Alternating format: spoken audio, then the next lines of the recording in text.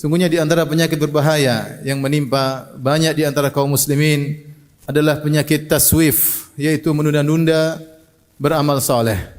Penyakit inilah yang menjadikan umur akhirnya tidak berharga, menunda-nunda pekerjaan, menunda amal saleh, sehingga umur hilang begitu saja tanpa ada artinya sama sekali. Demikian juga penyakit inilah yang menjadikan hidup tidak menjadi berkah karena umur terbuang tanpa faedah sama sekali. Bahkan penyakit inilah yang terkadang bisa menjerumuskan orang dalam neraka jahanam. Oleh karenanya Al-Hasan Al-Basri pernah berkata, "Iyyaka wa taswif." Waspadalah kalian dari sikap menunda-nunda kebaikan.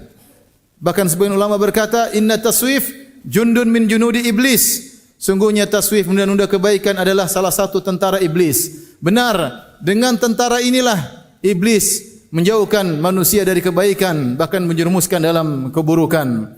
Betapa banyak orang terbetik dalam hatinya ingin bersedekah, niat bersedekah, kemudian dia berkata nanti saja, nanti. Tiba-tiba dia tidak jadi bersedekah. Tiba-tiba niat baiknya tersebut hilang. Tiba-tiba dia dijebak dengan kebutuhan-kebutuhan ekonomi yang lain, sehingga akhirnya dia tidak menjadi seorang yang bersedekah. Betapa banyak orang yang dalam hatinya berniat untuk membaca Al-Quran, tiba-tiba Allah beri hidayah dalam hatinya, ingin baca Al-Quran. Tapi dia tunda-tunda, dia bilang nanti saja, nanti sore, nanti siang. Akhirnya dia tidak jadi baca Al-Quran sama sekali, dan berganti kemudian dia baca berita-berita di medsos, yang hanya menghabiskan umurnya, dan isinya penuh dengan kemaksiatan yang tiada manfaatnya. Betapa banyak orang yang berniat untuk bertobat, tapi dia tunda-tunda tobatnya, dia bilang besok baru saya bertobat. Ternyata belum matahari terbit, dia telah dipanggil oleh Allah Subhanahu wa taala.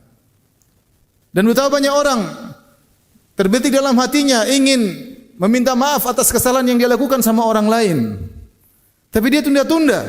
Nanti saja, nanti saja. Ternyata keburu dia meninggal atau orang yang dia zalimi tersebut meninggal sebelum dia, sehingga dia tidak sempat minta maaf dari orang tersebut. Betapa banyak orang dalam hatinya ingin mengembalikan hak orang lain. Dia punya uang, dia ingin bayar hutangnya, tapi dia tunda-tunda, akhirnya dia meninggal tidak sempat membayar hutang.